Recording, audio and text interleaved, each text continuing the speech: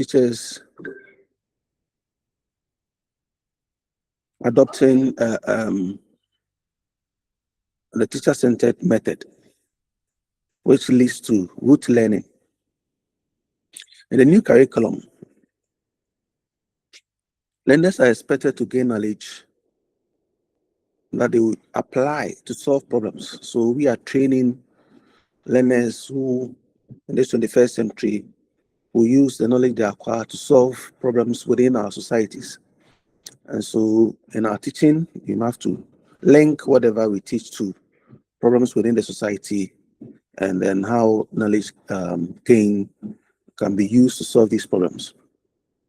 So we looked at the dimensions of knowledge and understanding, application, and then the practical aspects, and then the weight attached to each of these three areas. As we teach, learning takes place, and then we test our students. Today we'll continue with the unit 4. I'm having lights out here, so today I have to move faster because my battery is at a critical level. All right, so unit 4, development assessment procedure. And then, so by the end of the session, we look at how to develop assessment procedure, explain criterion reference testing. Now, we all know that assessment play a crucial role in the work we do as teacher. We plan, we deliver, and then we assess. Assessment must be well designed so that it can achieve the objectives for which it is intended. So, major assessments, doing assessment, depending on that, we have different types of assessments that we'll be looking at. But basically, we have the summative and formative assessment. And we use all these different forms of assessment as we teach. The new curriculum, as I keep making reference to, emphasis is placed on the formative assessment. Or let's say formative assessment takes more of the weight. And then summative also takes its percentage. So we'll look at that as we move on. So major assessment, raw scores alone, tell later about performance trends. Yes. So at the end of every semester, we send a report to parents, but then the raw scores alone does not give a holistic picture.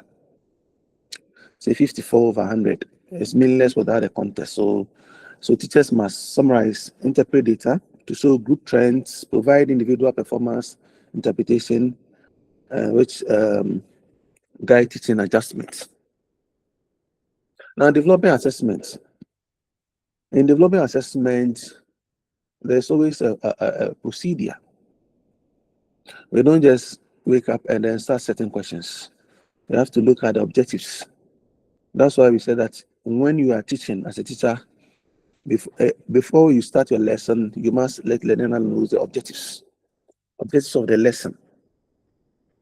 And as we've said already, the system has been developed in such a way that the emphasis, we have 30 for knowledge and comprehension, 40 application, and then 30 for the practical aspect. So all these must guide us. So we have to select specific objectives from the syllabus. Now each objective is a criterion. And then test items are based on representative objectives. And that's what we refer to as the criterion reference test, the CRT. Now assessment methods, we have class tests, homework, project, exams. In fact, as of now, we have 5 main assessment methods. We have your class, as we said, class tests that you give the student. Then for SHS, mid-semester exams, you organize for them. Then we have the practical aspects, practical work, project presentations. Then we have the group work, and then we have the end of semester exams. All these have their own various, they have different weights attached to them. The end of semester exam, which is a summative one, takes 40%. Unlike in those times, we'll look at we'll compare the weights assigned to these assessment methods in the new curriculum compared to the old one as we move on. Examination papers, paper 1, 2.5 hours. Session A, you have the multiple choice, which is 1 hour. And then session B is the essay type, essay questions, which measures application, knowledge, and then understanding. And then we have the paper 2, 2 hours, that for practical tests. Then we have we also have the continuous assessment, which is the work that we are doing, all the work, what do you call it, various assessment modes that you'll be doing. The student will be taking part whilst he's in school for a period of time, so continuously being assessed. Then based on all dimensions, so measure knowledge, skills, and then application. All right, so that's the end of the session 1. As I said, because of my battery is low, so today we'll move faster so that we can finish with 4 and 5. And so the assessment questions there. So move on to session 2. Distribution of examination paper weight and marks. Then by the end of the sessions, we'll be able to scale down examination marks to expected marks, distribute examination marks uniformly.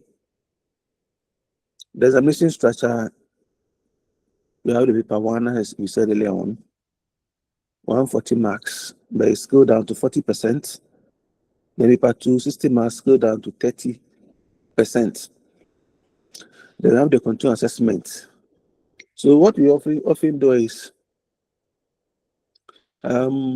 before the student write their WASI, we send WAEC the continuous assessment scores. They have something called the CAS. CAS is the continuous assessment scores. They open a portal. Then these scores will be uploaded. And the system will strike 30% of it. So 30% plus the 30% from paper 2, and then paper 1, 40%. That gives you 100%. So for the 300, total 300 marks, you have ratio of theory to practice is 70 to 30.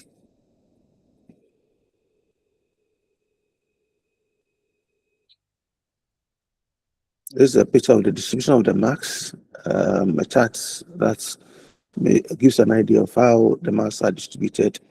So remembering and understanding, as you can see, the paper 1, 60, the application of knowledge 84, total 144. Then paper 2, practical and experiment skills 60. Then continuous assessment 96. So I have a total of 300. So 90. 60 from paper 1 plus the 30 from continuous assessment gives you a total of 90 marks. And then applying knowledge, paper 1, 84, and that of the continuous assessment 36, 120.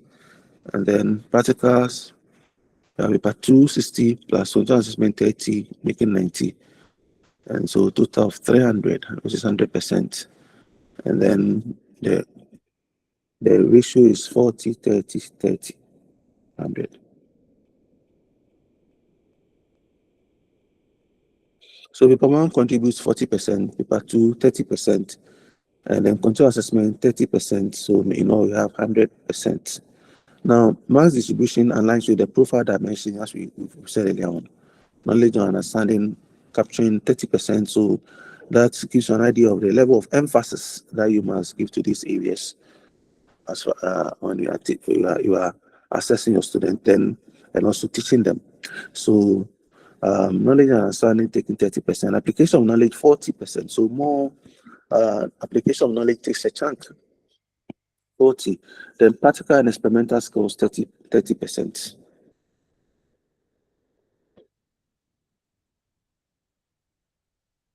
Right. So move on to section 3. Item bank in biology teaching. Item bank. So by the end of the session, we'll be able to explain the meaning of item bank, write good biology objective items, essay questions following test guidelines.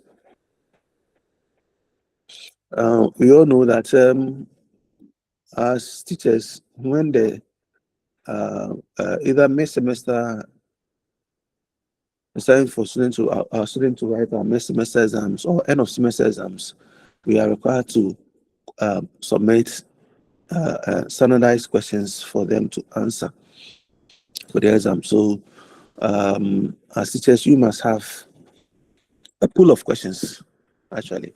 That makes it easy. So at any point in time, when you are required to compile questions for an exam, it wouldn't be a difficult task because you have a pool of questions. You can extract questions from that, and then probably if there's a need for modification, you modify and then you present. So the item bank, WAEC also does it. WAEC has a question bank there, and so at any point in time they extract these questions from the bank, and that's how come when the paper is cancelled within a short time they're able to come out with alternative questions, set of questions to replace the cancelled one. So a pool of test items, that's the item bank, the objective, essay, practical, which is built gradually as you teach. So in a year, you have, as an example, you have 100 plus objective items, 30 plus essay questions. Now you can select, replace, modify it, and then keep it at any point when you are required to do so, so that when there's a deadline for you to submit your questions, it doesn't become a problem. Structure of assessment. Item bank, as I said, support examination preparation. Yes, random selection of items for test papers, and then select with replacement. So that's new items written to replace used ones, so you don't repeat questions. The modified items can be restored for future use. General guidelines for using tests. Use tests as learning and diagnostic tool. Yes, as a teacher, teaching is not, as you said, I said earlier on. You being in the classroom, you teach. As you teach, you must find out whether learning has taken place. Teaching is one thing, learning actually taking place is also another. So use tests as you test your student to find out whether learning has taken place, then you know whether to progress or to change the methodology or pedagogy you are using and all that. And also diagnosis, a diagnostic tool. As a teacher, if you are giving a class for the first time, you need to use questions, a test to know the level of the students in terms of their knowledge in biology, where their weaknesses are. Then that will inform you to know how to start. So it's not like when you are giving we don't have to even encourage one teacher start from the beginning to the end. You teach a class year 1, another teacher can also continue from year 2, and I also continue from year. But some will prefer to start from year 1 and then take them to the end. But if you know how to use questions, test items to diagnose, perform as a way of diagnosing or knowing the weaknesses and of your student, no matter what the level of the student, you will be in a position to know as to how to proceed with them. The learners are of different, what do you call it? Their learning abilities are different. And so, through test items, you're able to know those that are the auditory learners, the visual and all that, and you know how to plan your lesson so that every child is catered for. So never use tests as punishment. Yes, using tests as punishment is that like we are asked not to use reading as punishment. I mean, somebody said because we ask students to use reading as punishment. When it comes to farming, they don't want to go into farm because they see it as a punishment. So using tests as a punishment is also not encouraged. Minimize completion, matching questions, evaluate all objectives.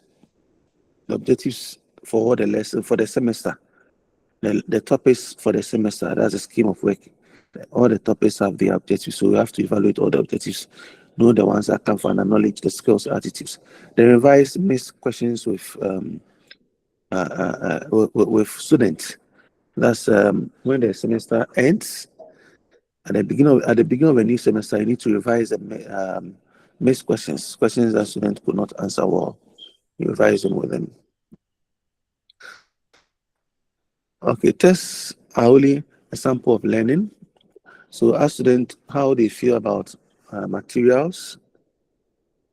In organizing the questions, it's advisable that you place the easier questions first. This is psychologically, it builds the confidence of the students. So as they are getting the because the students panicking and all of us sit down for his exams and he's met with the first few questions the most difficult. It may put some sort of fear into the child or the learner, and so it's advised that the easier ones come first, and then as he's getting it right, it will build his confidence. Then he will continue. Then consider time factor. There is a time to look at the number of time, the time allotted, and then the number of objective questions, and then the session B, and time factor and discipline issues. Then design tests for easy scoring. A test should be easy for you to score so that you can mark quickly and then get the scores ready. Then use answer sheets for efficiency. A multiple choice, make responses plausible. Ensure grammatical consistency. Keep responses similar in length. Yes, you have some teachers a few multiple choice questions. The possible answers may be so long.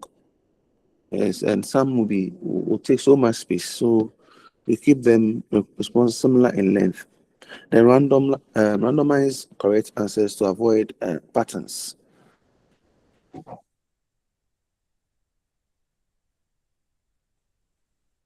I said, my bad. I'm having a light out here, so we'll move faster. I said that earlier on.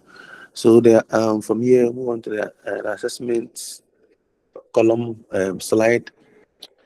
Was an item bank. They list 5 guidelines followed to store and use best items. Section 4, preparation for major examination. And on that,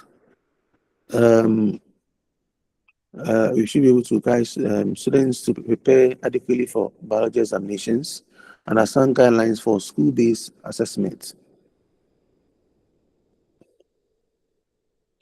All right, preparation, test wiseness. When you say test wiseness, all right. There's a hand up. Oh, hello. Let me see. Hello, sir. Yes. You were saying something, right? No, I I think was the thinking, lighthouse. I was thinking what our The lighthouse responses. is everywhere. Are you also affected by the lightout? No, sir, we have light. You have light. Yes, sir. We are affected since yesterday. So So my battery is giving me signals, but I will finish. All right.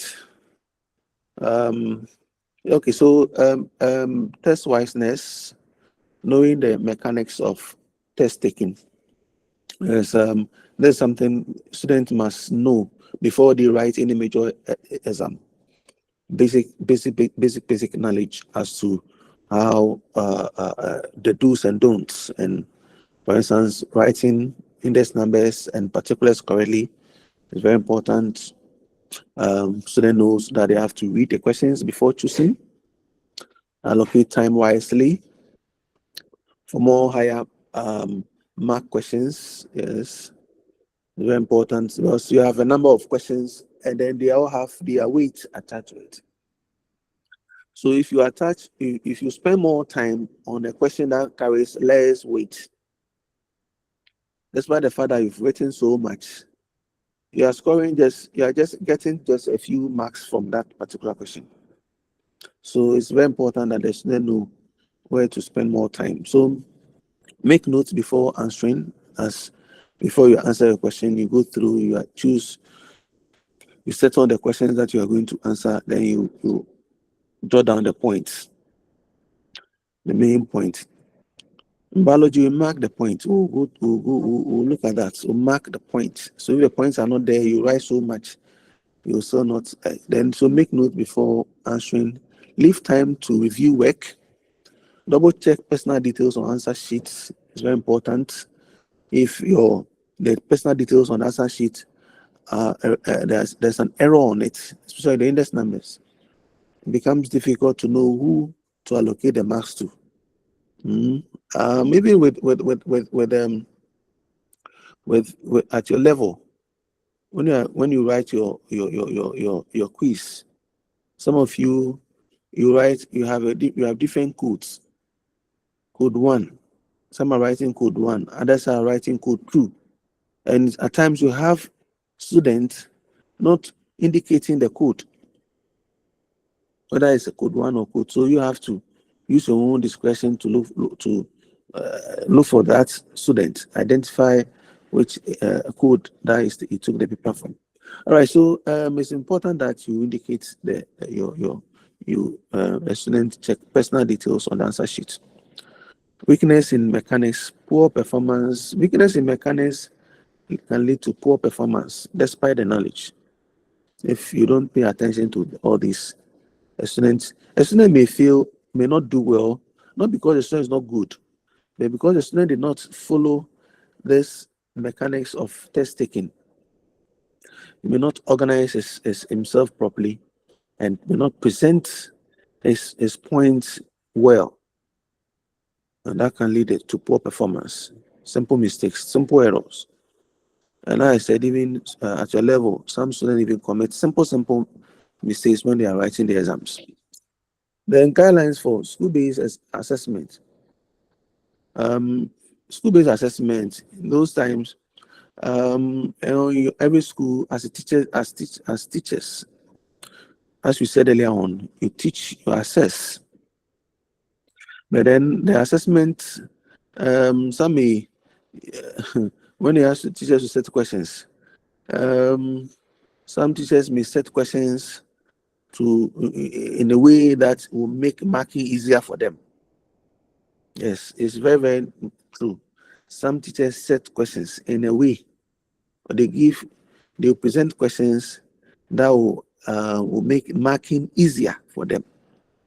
List states a lot of those questions. They will not go to the level 4. With the questions, you have the depth of knowledge, level 1, level 2, level 3, level 4. The scenario-based questions that demand critical thinking, they won't go there. They rather focus on level 1, the recall, because it makes marking easier. It's not every teacher who does that, but some teachers do that. Most of when you go through their questions, you vet the questions, realize that it's basically on level 1. So we have to take cognizance of that and know that the questions are of different levels. And so when it comes to school-based exam, which was introduced, the guidelines for school-based exam introduced in 2011, it seeks to standardize internal assessments. And the purpose standardized assessment practices, SHS, DHS, reduce assessment tasks for subjects, and then provide guidelines for constructing items. When you're constructing your questions, how do you construct the questions to make it clear so that the question doesn't become ambiguous? Okay, a question can be then introduce standards of achievement per subject or class. Then we continue guidance in marking and grading. Yes, in biology, even with some, I believe some, I don't know whether some of you have marked BEC. Do you have anybody here who has marked BEC before? Hello? Yes, sir, we do. We are examiners. You're examiner. Okay. Yes, sir.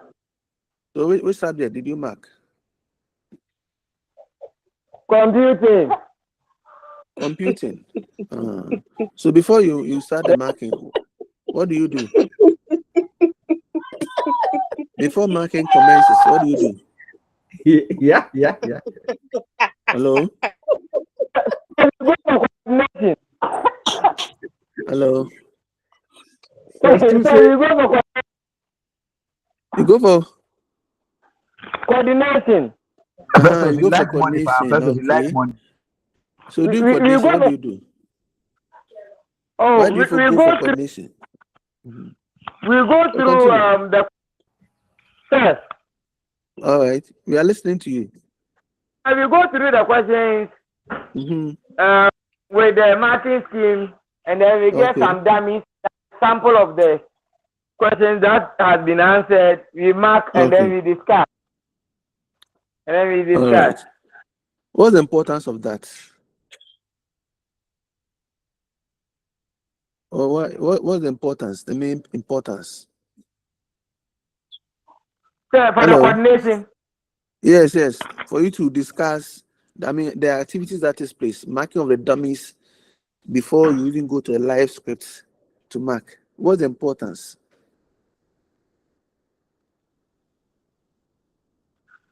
Hello? Okay, for you to be familiar with the type of questions, with the type of that you might encounter, and how to go about it.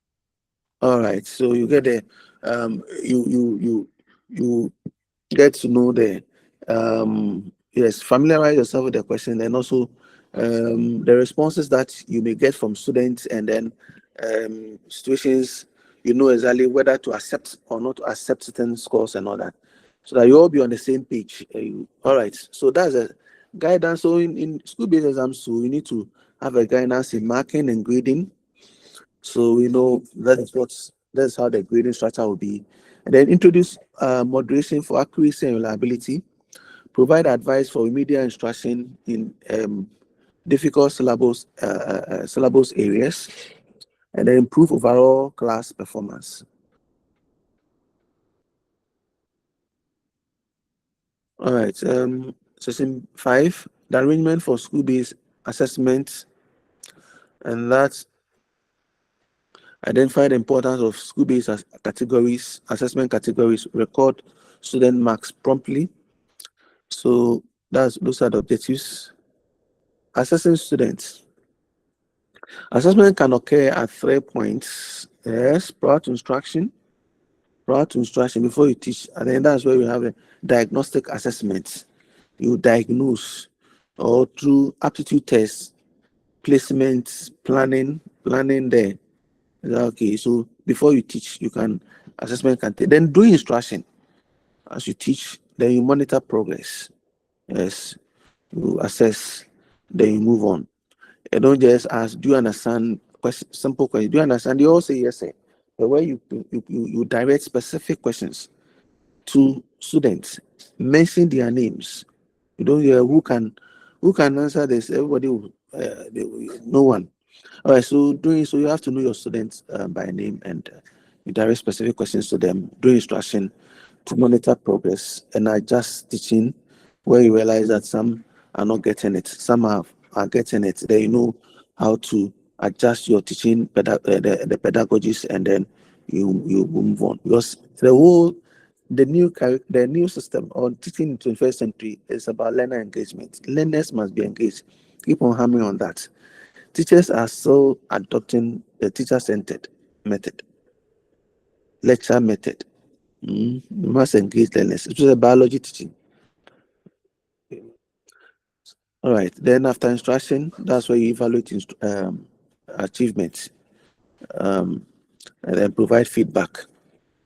Could be either to promote them or to know whether your objectives were achieved. Right. Then school-based categories. You also have laboratory work. Laboratory work. Students keep laboratory notebooks. Record must be neat and accurate. Yes, in the laboratory. The practical work that they do in the laboratory, they must have a book. They record everything, and then you mark accordingly. Then projects, field work.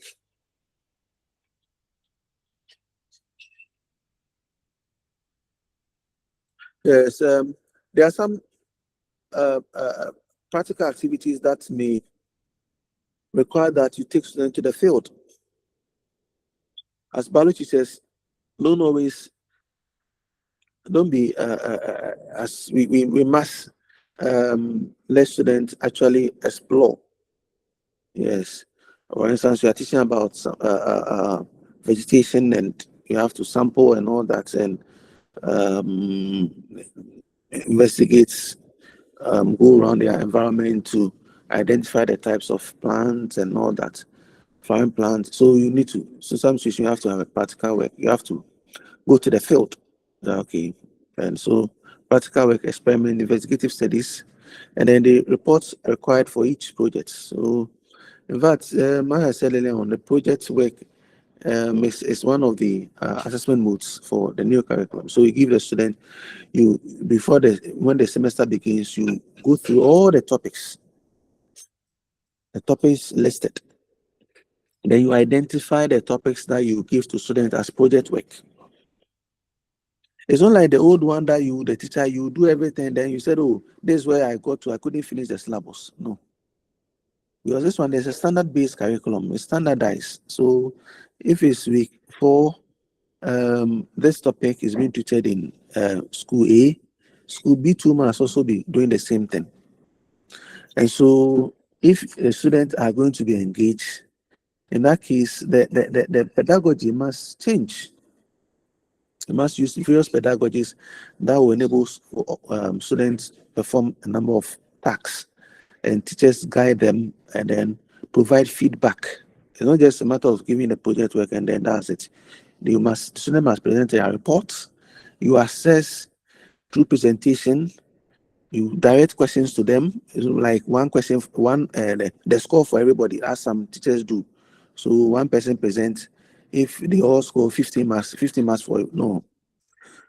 After the presentation, you have to direct questions to each of the group members, so that you know who actually took part and who did not. Some of them will just write their names. They will just write their names. They will not actually take part. So it's up to the teacher to use the appropriate method to encourage all students to take part, and also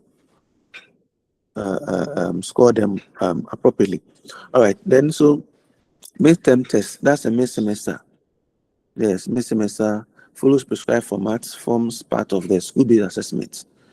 And then we have the group exercises, written assignment or practical work. Focus on important or complex syllabus topics. Then end of term examination. Now end of semester. At first we have the end of term. So term 1, term 2, term 3. Now it's end of semester, semester 1, semester 2. And that one is a summative assessment. Because at the end of the day, whatever the student will score, you use it to grade them, and then and also as a way of form of. Now we promote wholesale promotion, but in some situations, if a student needs to be repeated, there are some situations that student has to be repeated, and so the summative assessment But even with that, you don't wait for the summative. If a student has to be repeated, as a teacher, you have to identify the challenges your student is having, and then parents must be engaged to know maybe if there are some measures that can be taken to help such student with challenges. So summative assessments at the end of the semester samples knowledge and skills from all terms or all semesters. So semester 1, semester 2. So for this one, is based on the term, which is 3 terms. So term 1 objectives, term 2 objectives, and term 3 objectives. So it's 20, 20, 60. So 60% for the term 3. And then term 1, term 2, taking 20, 20. All right. So at the end of this session, we are to be able to answer a few questions, the possible places where assessment could be carried out during biology teaching, say the categories of school-based assessment, explain summative assessment in biology.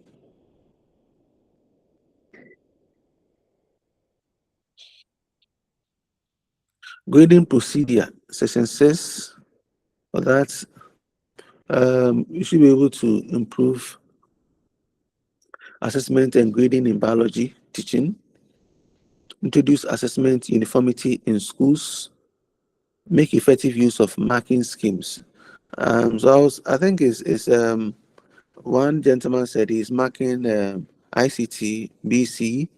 Yes, it's an experience, although it is not, it's a different subject, but it's an experience that he has gained. There are, irrespective of the subject you are marking, you gain a certain experience that's applicable to all subjects. Like you go for, as you said, coordination, where you all discuss, you are given you discuss the marking scheme, the questions, you go to the marking scheme, and then you are given sample dummy scripts to go and mark. Then you meet and then you discuss the marking, how you mark the dummy scripts, and you all identify scores that should be allowed. In fact, the chief examiner he plays an important role there to agree or disagree to a score that has been scored by one teacher. You have one teacher scoring a particular point, and another teacher may not accept it. So that's where where the importance of the coordination comes in. So improvement of assessment. So adopt WASI grade structure for uniformity. Yes. In biology, WASI, when you are asked to state the function, state the function of a part. In the WASI, we students write, maybe a student may write, this part helps the organism too, or it helps in doing this. One teacher may accept it, ignoring the help. But in the WASI, another teacher may not accept it because of the help there. I'm just giving you some of the petty errors, and then the decisions that are taken when before marking takes place. So we don't accept help if it's, although it's somebody who is a grammar, but the student must state the exact function. So it helps in this, accept them. So this is one of them. So then, so adopt WASI grade structure for uniformity. So everybody agree that if a student write, it helps or help in stating the function of a part, or we will not mark it. So everybody agrees that it will not be accepted. So some of these things take place for uniformity.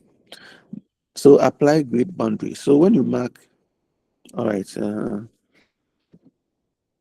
Yes, Emmanuel.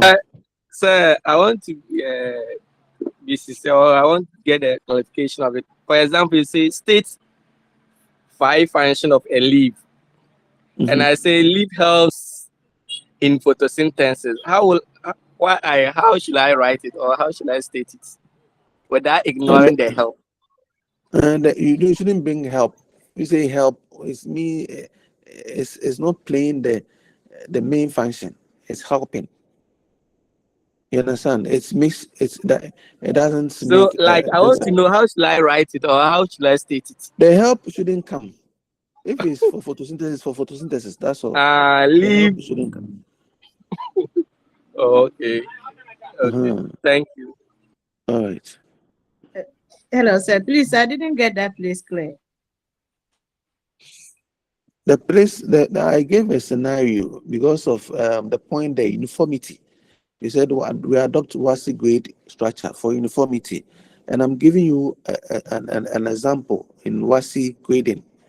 At the marking level, where some of your colleagues, one of your colleagues, shared his experience with us concerning WASI marking, BC marking BC. It's also applicable to WASI, and for biology, I gave a specific situation where if a student is given a question, where a question demands that the student state a function, state the function of a part or a function of a structure.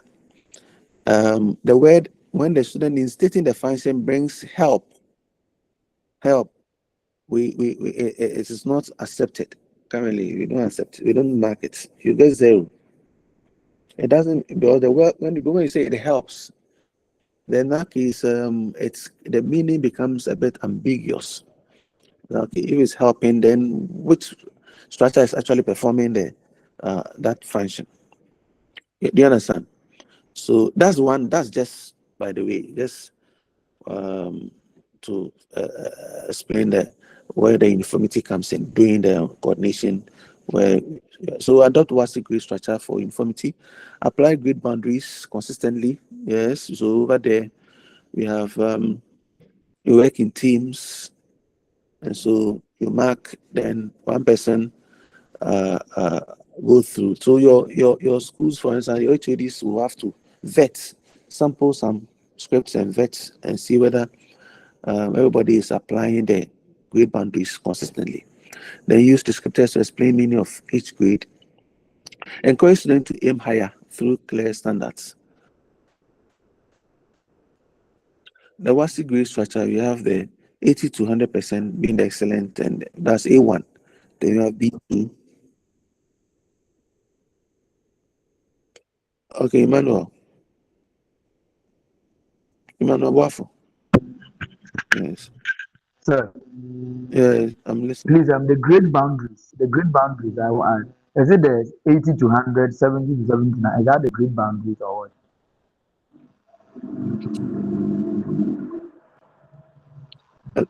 You mean the grid boundaries? You Yes. said that grid boundaries, is it the, like, apply grid boundaries consistently? The boundaries like maybe 80 to 100 is grade 1, 70 to 70 Yes. is grade 2. That what Yes, you have the boundaries for various grades. Yes. So it has to be consistent. So we shouldn't have somebody scoring a particular somebody giving, that's why we want a next slide. This slide makes it quite clear. So she's 80 to 100% being A1. That's for WASI grid structure though. But we have to apply, we should have grid boundaries also for our internal assessment as well. So have B2 being 70 to 79%, very good. And then, so F9 is there. Criteria reference grading.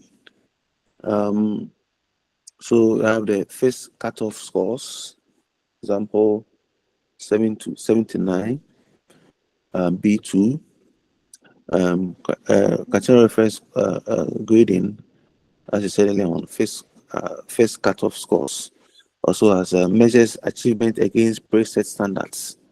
So you have a standards, and then based on the standard objectives that you have identified.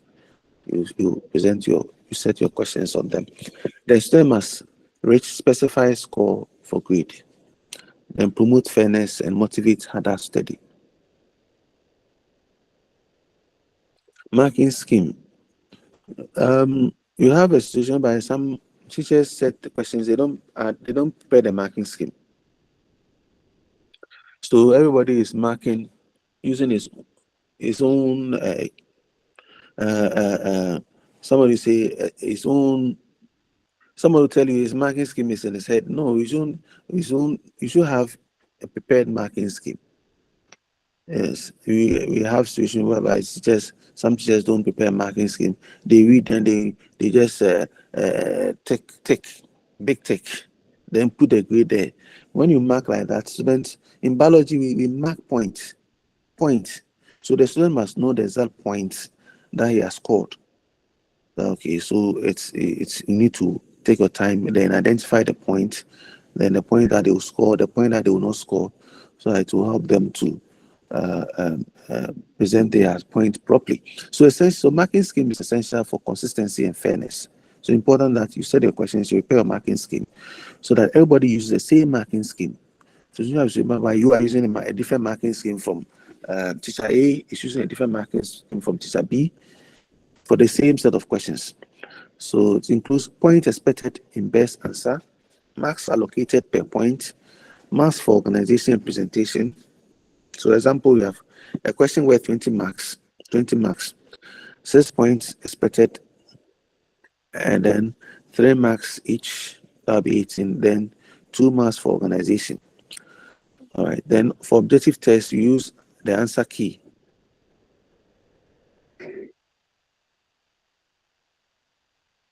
All right, Emmanuel.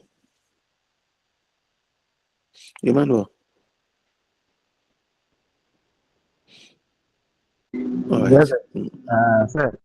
Hello. What you are saying is very interesting. I think with what you are saying, the marking scheme, the marks allocated and everything. Because sometimes you think that, oh, I have my marking scheme in my head, as you said. Before you realize, the student will get some of the answers wrong. But you sum up the total marks and the person has scored more than the total score. So it is very important with regard to what you are saying that you should allocate marks to each, like the marking scheme. If not that, you realize that the students have gotten some numbers, even the marks they've gotten is high. Yeah, it's true. All right. Okay, so move on to section 5. Instructional materials in biology teaching.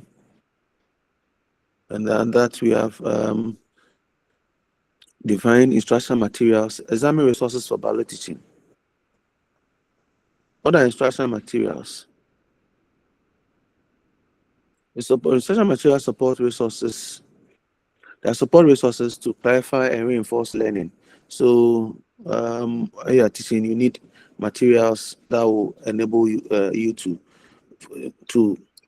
make the teaching more get the point well explained to the students, so students have a better understanding when instructional materials are used in your teaching. Okay, so facilitate self-study, partially or wholly, make instruction real and practical, as when we've said it over and over. So you don't teach in abstract, you use instructional materials. In some situations, you need to improvise, as we said earlier on. In some situations, there's not the time you have to go to a lab before you can use real instructional materials.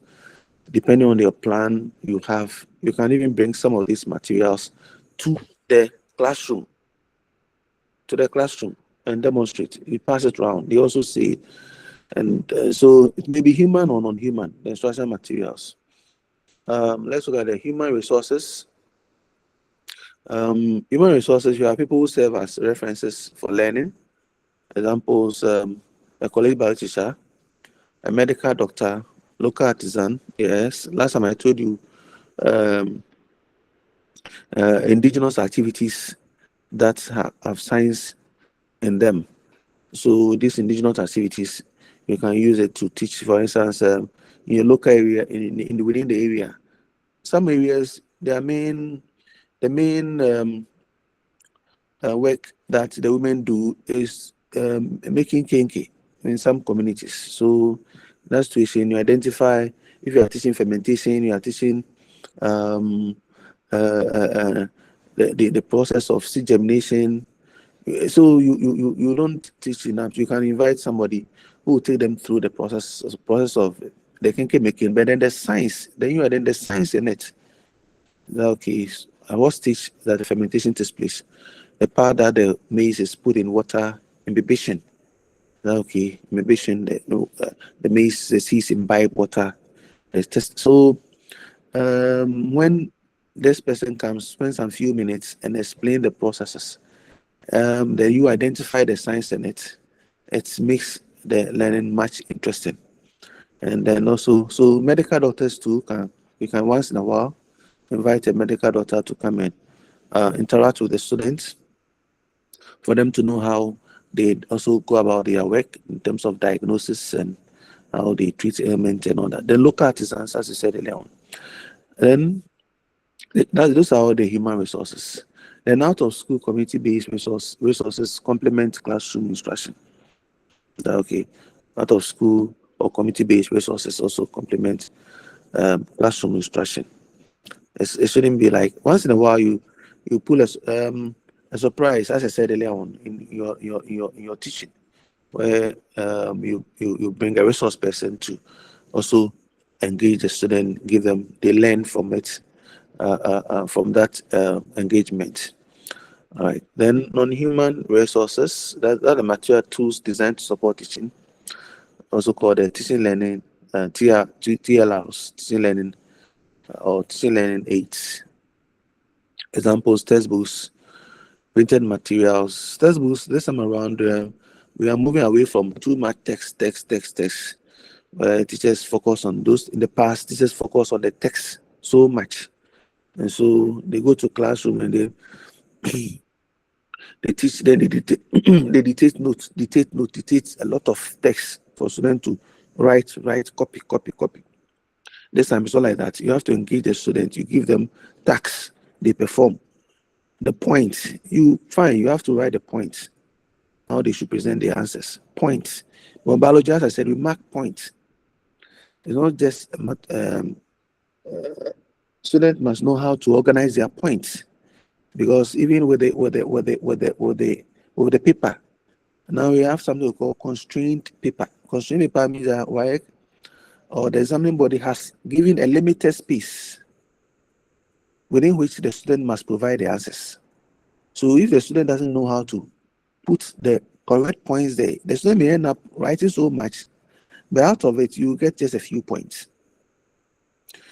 Okay, so it's very important. So textbooks are good. You read textbooks, you enhance your understanding and all that. But as I said, emphasis is moving away too much from the text to problem solving or engagement, more of activities. Then we have printed material software. For now, in this modern time, technology cannot be taken out of our teaching. In fact, it's a central part of teaching and learning. So there are various softwares that we can use, various videos that we can use as teaching aid. We are teaching the respiratory system. If you download the video of a respiratory system and you project it, it will make your work very easy. By the time they finish watching the video, you have some videos that are that simulate the whole process, simulated. So because now with advancement in technology, you can easily get access to some of these videos that will enhance students' understanding. You are talking about peristalsis, and the student cannot imagine what peristalsis is. But when you have a video that shows peristalsis in action, you see that you wouldn't talk much, and they will get the meaning. All right, so that's non-human resources that we need to use. And so student-centered resources. Yes, as I said earlier on, make learning meaningful, where you have student-centered resources. Students are engaged, help students to connect ideas. That's by Holmes and Whistler, 1997. And then encourage active participation and deeper understanding. So we have a summary of the session there. Instructional materials clarify and reinforce learning, and they may be human or non-human. It can be student-centered or teacher-centered. All right, so that's the end of session 4. Quickly go to session 5. I said, when you finish session 5, unit 5, then our last meeting will be on the unit 6. So our last meeting will probably not spend, so it will not be, we will not spend the whole time here. All right, so let's dive in. Unit 5 session. Okay.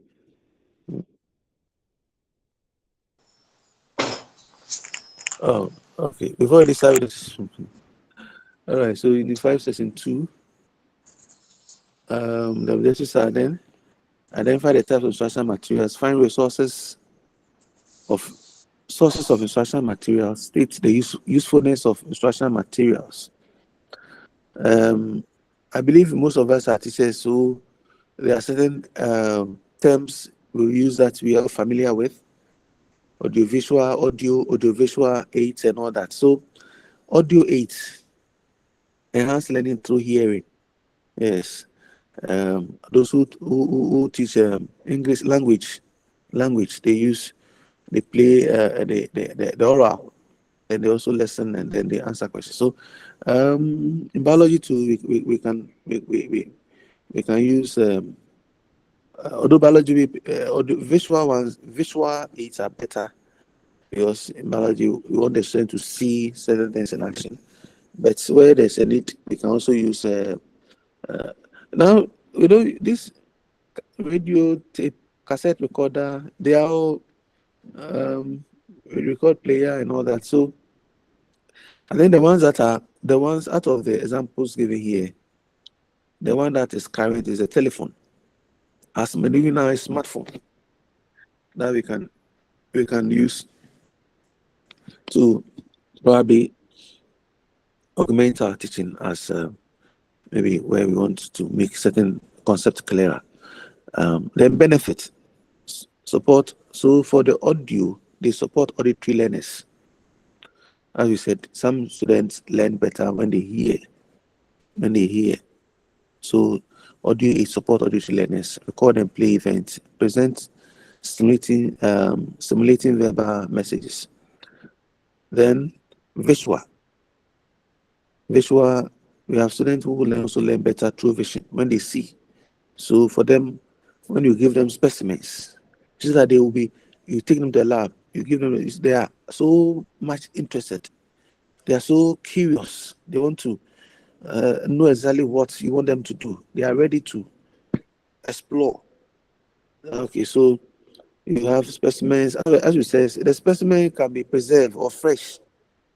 If you don't have the formalin or the formaldehyde or very strong ethanol, you can fall on fresh specimens like tilapia. Go and buy the fresh tilapia, and then you use it. The models too. Now they are a bit expensive, but then you have the examples of visual aids. So if you don't have models, you use pictures, use slides. Okay, so in this modern time, as I said, slides, prepare your slides, and then you do. Then benefits helps visual learners enable mental visualization of concepts. Then we come to the audiovisual. Audiovisual is a combining hearing and sight. So that's where you television, video tape, cinema, motion, etc. Over here, I think out of them, the one that you can easily use is a television, smart TV. I have a smart TV. A television is not just television, it's smart TV. It can connect to the internet. You can have access to um, the various the content or whatever that you need to use, the material, if to show for them to. So for the smart TV, it gives they see the picture and then they hear the sound as well. Then so the visual aids simulate multiple senses for deeper learning. So they are listening and then they are seeing whatever is happening. We have projected and non-projected materials. Projected materials require electronic devices, overhead projector. Yes, when you have a projector, fine. You project, you have your laptop, prepare your materials, your videos that you want to show to the student, and you project it. Then they see respiratory system, the heart. When you are explaining to students how the heart functions, the heart is a very complicated organ, but when you show the video, they see everything in action, and it's so fascinating. And you see the students, it builds their understanding. Once they see it, it's recorded in their memory for a long time. So you ask them questions, they are easily be able to. But instead of talking plenty, just a short video makes your. So this using the visual materials makes your work easy actually. Although the preparing it, when you're preparing it, it will take your time. That one day to get the materials prepared. But once you have the materials, you use it over and over. Use it over and over. Then non-projected materials used without electronic devices. You have the chalkboard, photographs, models, charts, graphs, diagrams, specimens. They are non-projected. The main non-projected materials can be teacher-made with the student help, as we've already talked about that, and improvisation. Then other instructional resources include the library. Now students don't like going to the library. Those is all right. I think over here, maybe if I can get some responses from you. Lydia. Hello. All right. Any response as to why students don't like going to the library nowadays? The student we call them digital natives, right? Yes. In those days, you go to the library, you are giving your course outline, then your lecturer comes, teaches or lectures, and then the course outline has the topics and then the various references. Then reference material, you go to the library to go and look for the books, then you do further studies and then make your own notes. But now with technology, students prefer to use technology to do their research. But then you will still need books. There are some books that are in the reference section. They're not so common.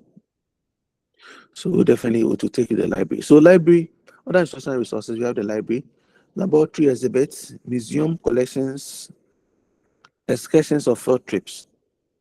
So this one, they cannot be made by teachers, but are valuable learning resources. So the session summary is the summary. Instructional materials can be audio, visual, audiovisual, and we classify them as projected or non-projected. And sources could be teacher-made aids or teacher-made, includes teacher-made aids and instructional resources, then enhance teaching and learning positively. All right, we'll move on to session 3. I said okay, I think we'll be able to finish with this unit before my lesson goes off. All right, uses of instructional materials in biology. And this session, we should enumerate uses of instructional materials for effective teaching and learning. So we keep on talking about instructional materials. So please, it's because we know how important instructional materials are. If teachers, when a teacher uses resources in his teaching, another teacher doesn't, you will see if you give student the option of going to each of these two classes, you realize that even the other teacher who doesn't use instructional materials is very good at verbal explanation, but the student would like to go to the other teacher who uses materials because they want to explore. They are curious. They want to what do you call it? Learn from these resources. Okay, yes, and it's build their interest. Their understanding becomes much easier. The teacher talk less, but student understanding is higher than the opposite, where the teacher talks more, and the student get confused. Okay, so that's why emphasis is on this. Enumerate use of instructional materials for effective teaching and learning. Explain how at least two instructional materials are used in teaching a named biology topic. So abundance of materials for biology teachers, it will be difficult to say you don't have, because for instance, your school doesn't have a model. You cannot. Hello. All right. The network, your voice. You said that it's difficult to do what? We did not hear what you said. I said biology. You are teaching about living things, plants and animals, and basically, okay. So we shouldn't be the case that you complain that you don't have resources, therefore your teaching is always in abstract. Okay, so biology teachers have many teaching resources available. That's the point. Many teaching resources. If you take the topic, in fact, it depends on the topic, though. Don't forget, the system has been structured in such a way that students at each stage in their learning, or learners, must acquire certain skills before they even move to the next stage. At the secondary school level, for instance, before a student goes to the university, if a student gets to the university and the student doesn't even know how to use a Benson burner, you can just imagine. A Benson, at the university, that's where the lecturer is going to teach you how to use a Benson burner. The Benson burner, that should be taught. A student must actually get the know how to use such an equipment at the lower level. Sir, please, some of us, I'm a victim. I even got to manipulate these science apparatus when I go to training college. Where are they science and math? Most of them. So in our time, good. Yeah, but we are talking about an era. This era is different in the sense that in this era, technology is playing a critical role, where you have virtual reality. You can have a virtual lab.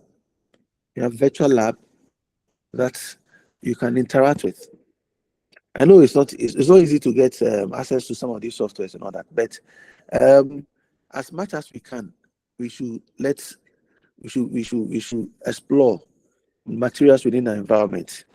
Yes, there are exceptional situations though. Okay, because I have seen a teacher who is drawing. He was teaching the part of a plant and was drawing everything on the board. Drawing the plant on the board, spending almost 10 to 15 minutes. Fine, drawing is important. Okay, but you teach the student how to draw. They teach them the fundamental, the rules in drawing. Then what prevents you from asking them to go out and then bring various plants, and then they will actually draw, and then you go around. As you go around, you correct them.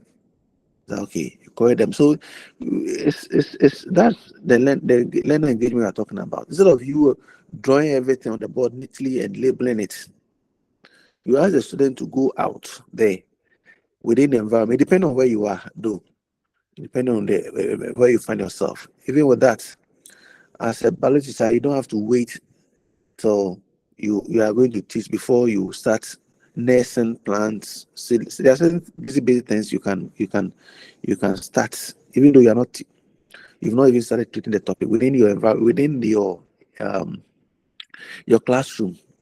You have a small you can use milk tins or Milo tins, and there's some seedlings here and there. So the day that you need to make reference to, you have practical activity quickly. Students go there, they bring some plants, and then they start learning.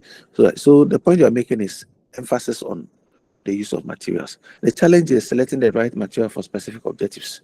Yeah, so that one you have to sit down and then plan. Instructional materials enhance the teaching process. I think with this point cannot be emphasized. So, use of instructional materials stimulates multiple senses, sight as they see, sound they hear, they touch. The other two, smell and tasting, must be done cautiously. Yes, I've been done cautiously. The tasting can take place, not tasting things in a lab. Probably maybe the student has to bring some fruits, and they tasting their own, or based on past. Caution is caution must be taken because of the rules in biological drawing in the laboratory. Laboratory rules where we are not to encourage students to taste things in the lab or smell. If smelling is done cautiously, then reduce verbalism. Yes, when you use instruction as I said earlier on, you have a video on the function of the heart, the circulatory system. That after watching the video, you don't need to talk too much. The students will see everything in action. How the oxygenated and deoxygenated blood moves around. You will see everything, and so your explanation will you not talk plenty. So then increases retention. So the proverb, the Chinese have a proverb that I hear, I forget, I see, I remember, and I do, I know. So if you want your student to know more, then you have to do. They maintain student interest, as I said earlier on. You have situations where students are interested in a particular test lessons because the teacher always plan, make sure that in all his lessons he engages the student. They use resources appropriately. They maintain student interest. They make teaching less fatiguing. All right. The use of instructional materials, second part, a cater for individual differences, motivate students to learn, provide continuity of thoughts, allow frequent change of pace, keep lesson lively. Then specific materials illustrate concept better than words or even field trips, as we have in geological models. Practical application. Example, the microscope. Yes, the microscope. Students should not see. I know somebody said throughout this. In fact, at the secondary level, the use of a microscope, basic skills in using a microscope should be learned, or students should acquire those skills while they are at least at the basic level, secondary school, or even you can start from the JHS or even the upper primary. Yes, where students can they get understanding on the students. The microscope should not students. What the point I'm making is it shouldn't be when you get to university. That's what it shouldn't be the first time you are seeing a microscope. Okay, so some teachers teach. They have the microscope in the storeroom, all right, but they don't actually use it. So use to teach the cell structure. Students observe directly, reinforce theory. Model of the heart.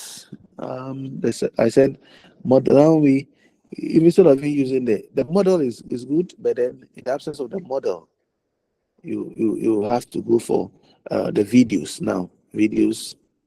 The video is more it's it was a sound, and then they see and then they hear some sound. It also builds and get the understanding becomes better.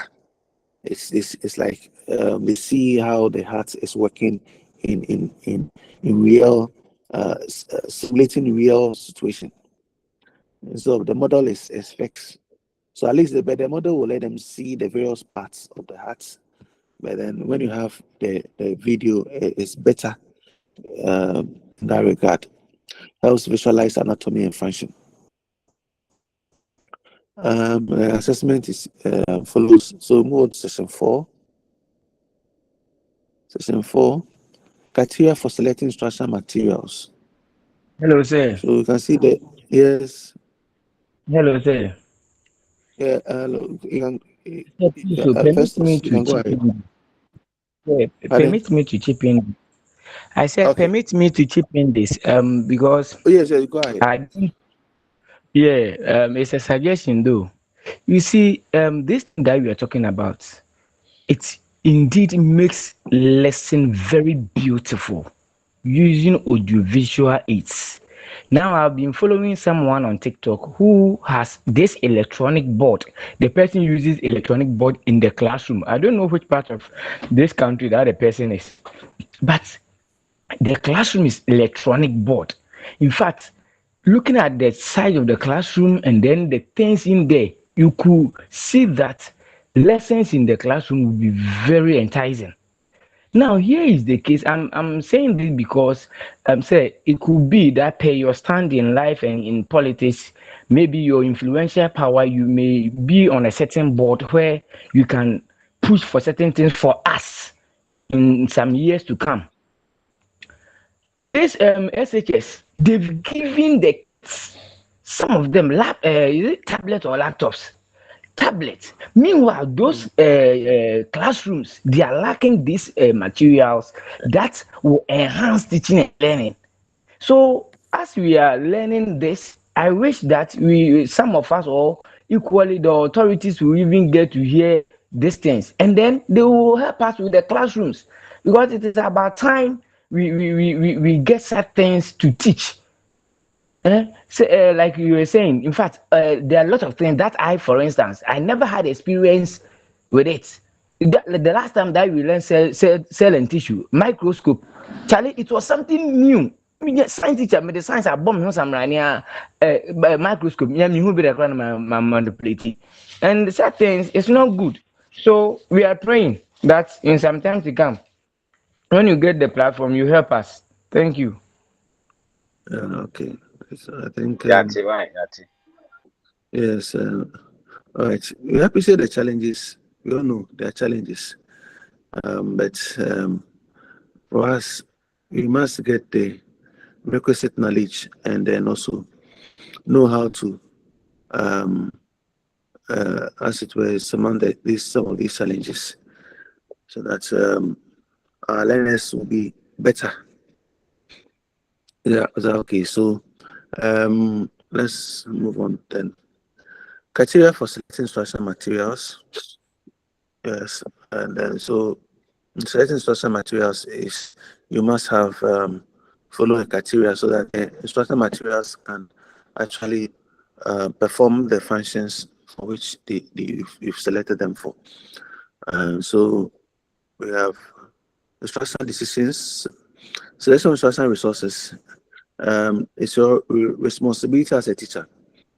So the materials must provide relevant experiences, align with learning outcomes, suit different learning styles, and be usable within the classroom environment. So it is your responsibility as a teacher to ensure that your materials are able to perform the functions which you selected them, especially when you're doing your delivery, so that you can achieve your objective. Then creativity and innovation are essential in selection.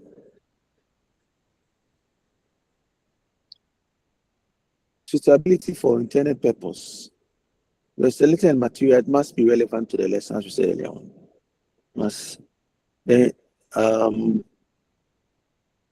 if you are this part, if you are going to use a video,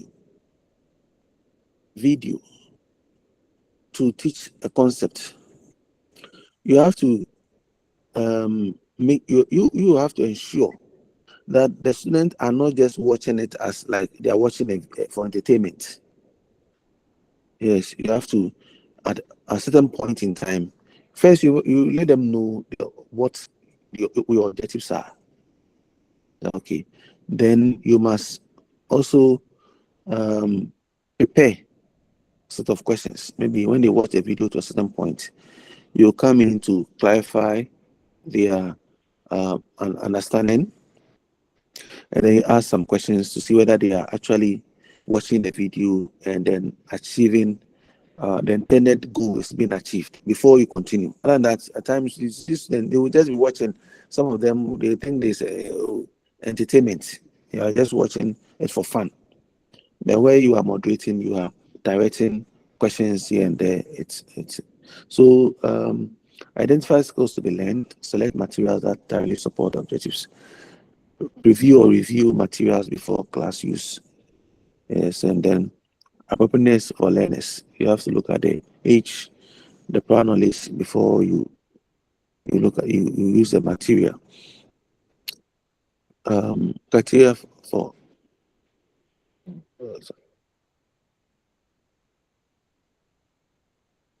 criteria for selection. The second part, attractive design. Yes, the attractive design. Now we are moving from still pictures to lively ones, the visuals, the videos. Instead of using at first charts, fine. If you are using a chart, it should have a nice, instead of drawing on the board, fine. In some situations, you have no option if there's, but then the drawing should not take too much time of your instructional hours, the instructional time, and also as we said earlier on, in some situations you can even ask the students to go and do it. They will go and do the drawing in groups as part of their project, and then come and do a presentation. And then you pick the best one, you hang it in a classroom. Next time you don't need to go and spend some 10 to 15 minutes drawing the same thing. All right, then representativeness, likeness to the real thing. That's what you are improvising.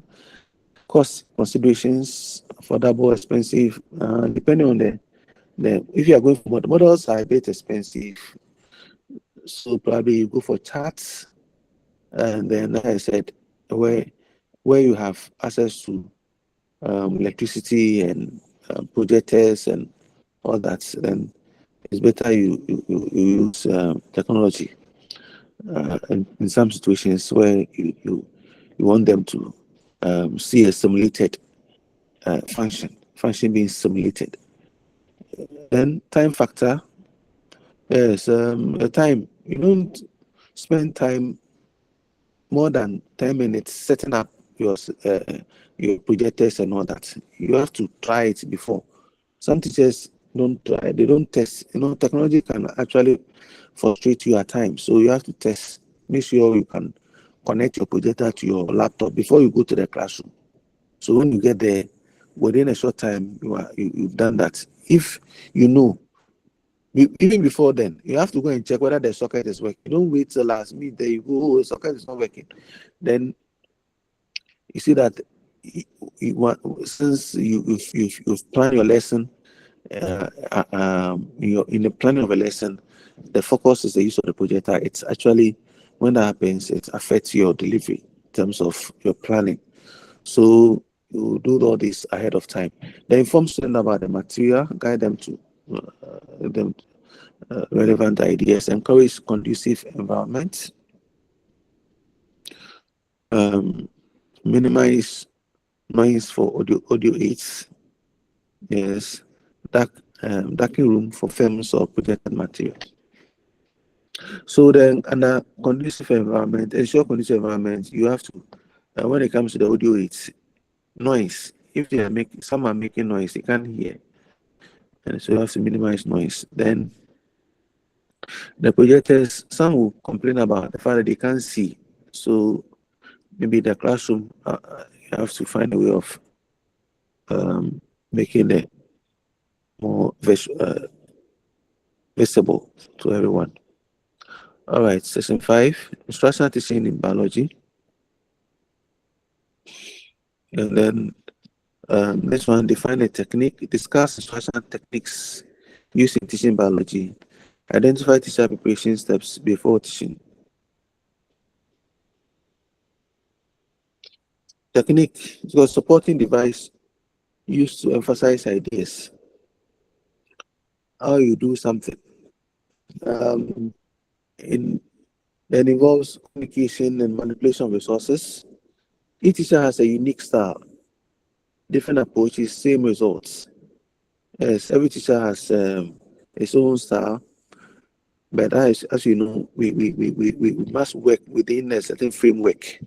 Yes, you have a unique style, but then you adopt a real style, but within a certain framework, so that you all achieve the same results.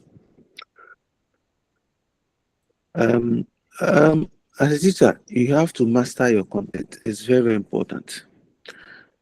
Master the content. When you go to the classroom, it's important. Especially with biology, when you explain a process, and let's say you're explaining the process of digestion. Okay. And in this time that you have to create scenarios, a student asks you a question, which is a scenario based. If you don't master the content, you may not answer the question properly for them at their level. Break it down for them. So you have to master the subject matter, the subject or topic. Thorough preparation from books, journals, etc., research, prepare all before you go to the classroom, so that you will not be fixated on the screen if you are using a tablet or on the textbook. So you move freely and then explain your concept without break it down for the students, because you understand the topic. So when you're breaking it down, it's easier. If a student doesn't understand it, you're able to break it down for them to get it. Then motivate students. Use humor, engaging activities.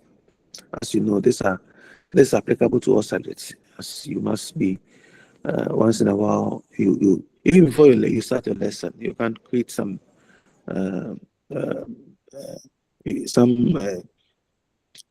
humor, that way, which is something that will arouse their interest in what you're going to do.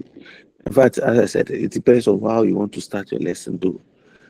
Okay, then acknowledge mistakes honestly. Use intentionally to test attentiveness. All right, so acknowledge mistakes honestly. Ensure instructional materials are available. Talk that stuff. Okay, these are basic things. Then use chalkboard. Now we don't use most schools use white board, the marker board. Avoid talking to the board.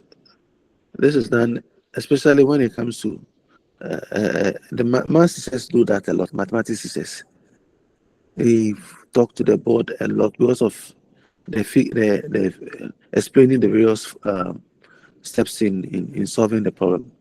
You're not careful, you'll be talking to the board throughout. So you have to look at that. Use half of the board at a time and focus. That board, the chalkboard management it surprises you. Some teachers don't know how to use it. It's the board. So you have to divide. You start from one point and then you progress. Then focus on the middle portion. If board is long, you have a very long board. You focus on it. Highlight keywords. Yes, biology is very important. So they must know how to spell keywords. You must see if you spell keywords wrongly, you get 0. You get 0 for that particular point where the keyword is being used. The keyword they have been spelled. You are using photosynthesis. And the photosynthesis is not spelled correctly. That point you get 0. So keywords, you have to highlight keywords, letters. where they must have a capital A, like a scientific name, the genus name, the species name. So all these must be taught. Students must know that if they don't underline their scientific name, they will get 0. Okay. Then use duster, not hands, to clean the board. I think this part, a lot of teachers are guilty with it, especially those when you're using the marker board. All right. So then survey the entire class. Avoid focusing on one student. Yes. This one too. A number of teachers are guilty when it comes to that, because they are always focused on that student who is getting the answers right. And because they ask the question, who can explain the process of, who can write a balanced equation for photosynthesis? The same boy will raise up his hand first. So you realize you are focused on one particular student or group. Avoid the gender bias and favoritism. Yes, over here, maybe the male teachers. I don't know. This one, let me ask you. The male teachers, do you direct questions more to the females? Gender bias. Hello? Yes, Quaker intervention, yes. You know what? Festus, We had an intervention Yes, by the Quaker intervention. Focus on the females. yes, the phones of the females. both. Yes, sir. Both. Then bias. All right.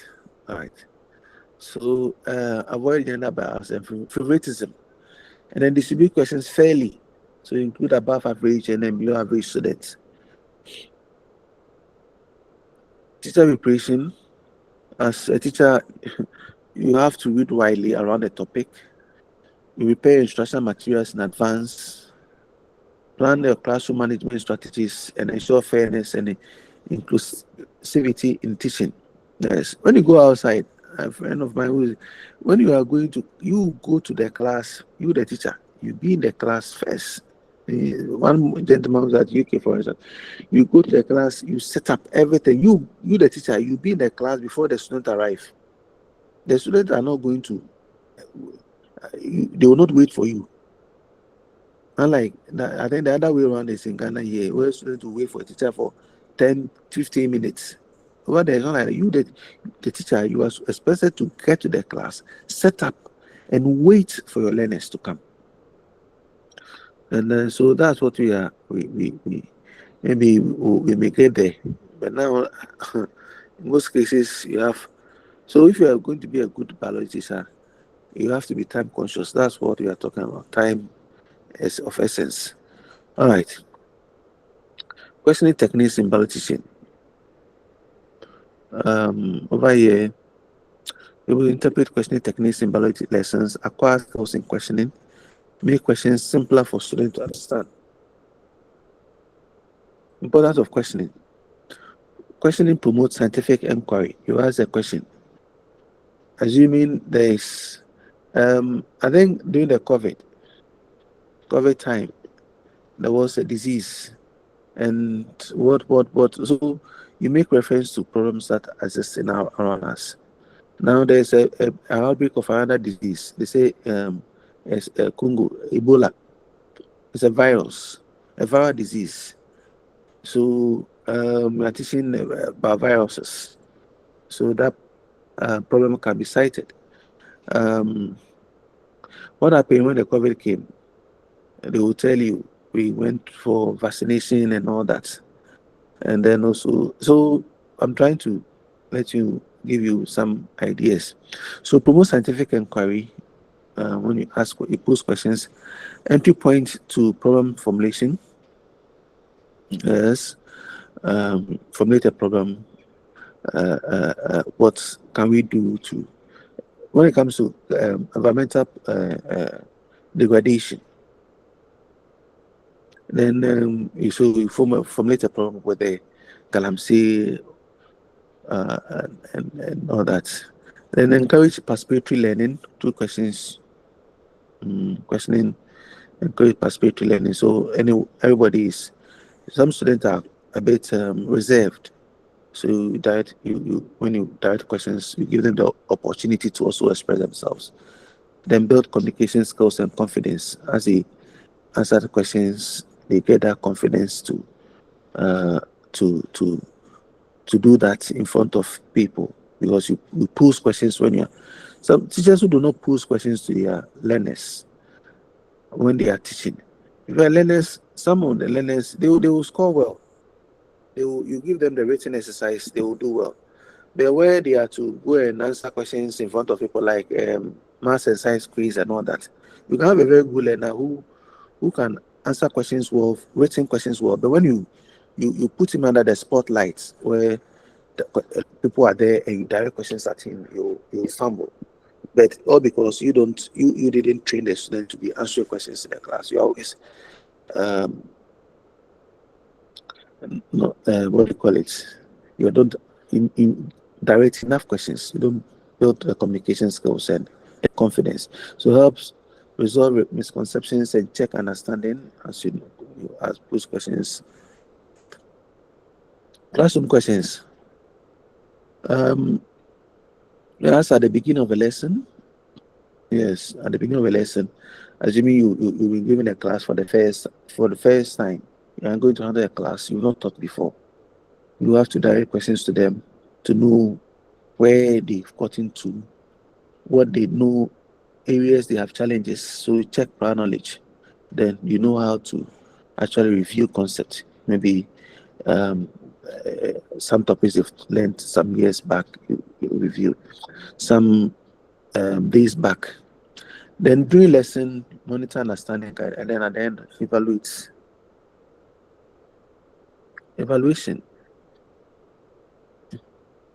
Evaluation, the role of evaluation, as you all know, is very important for us as teachers.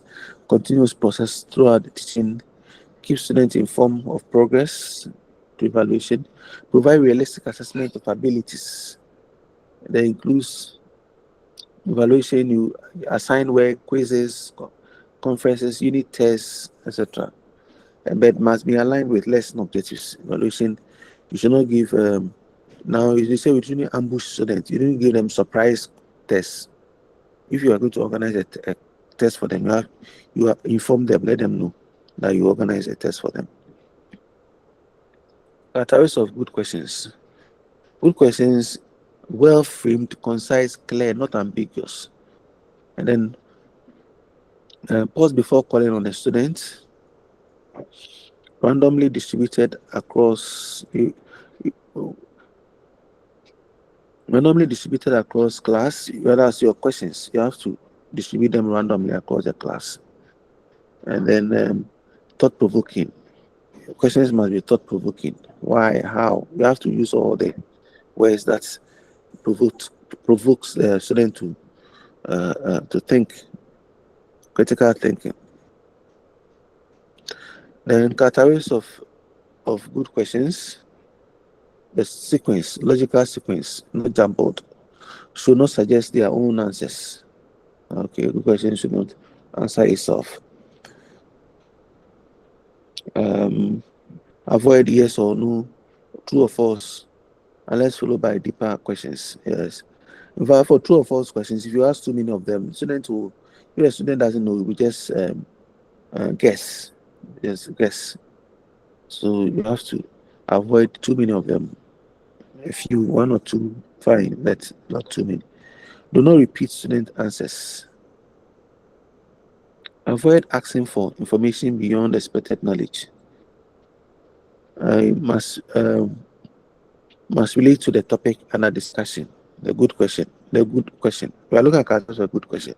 It must relate to the topic under discussion. Hello, You have doctor. an example here. Hello, differentiate Hello. between expression. All right. Please, may I ask you a question? Okay. Please, why the fourth point, do not repeat student answers. Doc, is there a particular reason why? You pose a question to the student. You understand? You've asked a question, so the student answers it. Okay, so when he answers it, The answer the student gives, you are to decide whether the answer is correct or not. Okay, if but then I think this point is not cast in stone as in if you do that. It's also been we just saying you shouldn't be doing that often. Is that okay? You shouldn't be doing that often. To answer the question, then you also you are spending time to say the same thing that the student has said. So if the student answers the question, you cannot pardon.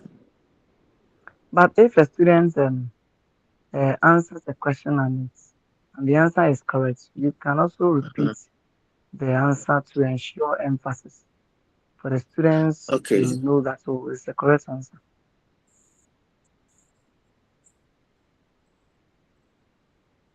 Yes. If a student answers a question and it's correct, you can simply say that's the correct answer, and then they will clap for the students. Okay. Then you move forward. We are looking at it in having a good being able to achieve your objective within a certain time frame. So you ask a question, you are repeating the same answers the student have given, and then it's a waste of time. So unless the answer given is wrong, if the answer is wrong, then obviously you have to correct it. But if it's right, oh, that's good. Okay, then you the student is applauded, and then you move on. It's just to avoid repetition and to make streamline it. It's not as I said, it's not cast in stone that. All right, Gideon Kumi.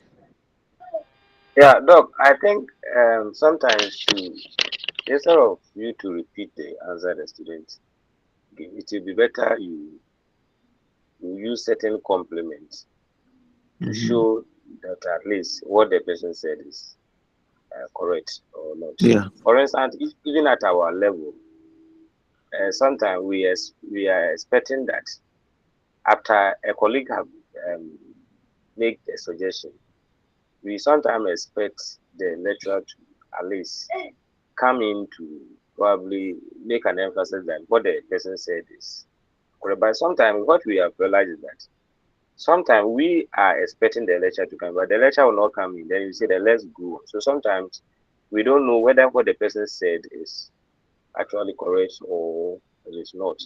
So it is good that at any time certain words or complement will be given in order to make emphasis on whether the answer the person has given is correct or not. All right. Okay. That's good. That's correct. All right. And avoid asking for information beyond expected knowledge. It must relate to the topic and a discussion. This question is an example. Difference between respiration and transpiration. Difference between respiration and transpiration. It requires analysis, comparison, and then clear understanding. Difference between respiration and transpiration. How do you let me get feedback from you. How do you find the question? Difference between respiration and transpiration. Okay, what's wrong with the question? What's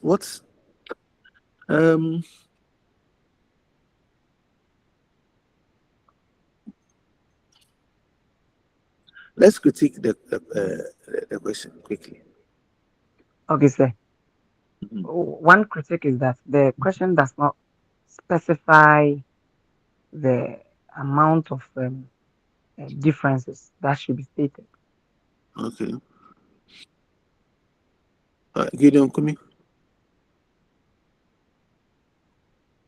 Yes, that is an old hand. But then I will also see that the question did not give a specific direction. So sometimes you, the student, you have to try and find your own way of at least.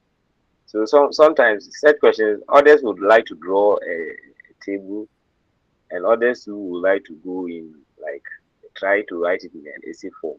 So it doesn't give a specific direction to how you go about it. Okay. All right. So we are saying that the question, Alex, Lee. Please, thank you very much. And I've also think that the mark allocated to the question must also determine the length and how much the student will write in comparing the two or Yes, differentiating the two. it's true. All right. Okay. So that's a good point observation you've made there. So this is quite broad at your level. So it means we're expecting you to say to provide more points. But as Alex said, depending on assuming this point is only given, let's say, 6 points, 6 marks. It means that you're not expected to write too much. Yes. So in some situations, they'll ask you tabulate. Why I could say tabulate 5 differences, tabulate 2 differences to make so the other one is specific. Okay, so but then this is quite broad, so it requires a lot. It's analysis will come in, comparison, and then it requires clear understanding to bring out the differences between the two terminologies, respiration and transpiration. All right. So on this note, as I said, my battery is almost has almost run out. So we will bring the lecture today to a close, to an end. As I said, we next week we'll have our last lecture on the Unit 6, and then that will be our final meeting. So before we go, if there are questions, suggestions, or anything, let me know. All right. If there's none, then my dear. All right. So good night. Hello. Hello, sir. Yes, sir. Uh-huh. sir. Yes, I've told you my battery is almost off, so we'll end here. And so we have just one last lecture, right? Yes. Yes, That's sir. so that will be on the Unit 6, and that one we can just use 1 hour, yes, to finish, and probably do some small revision before we. So next week, right? Okay. Okay, sir. Okay. Please just With the slides. question. Thank you, sir. Hello, Festus. Hello, Yes, Festus. madam. So please, you Yeah. contact him for the slides for us. If we are contacting, if we are. Okay. Okay, madam. Thank you.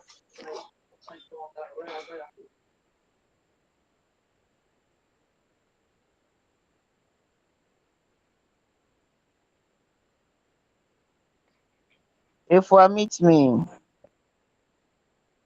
All right, I will. I will meet you.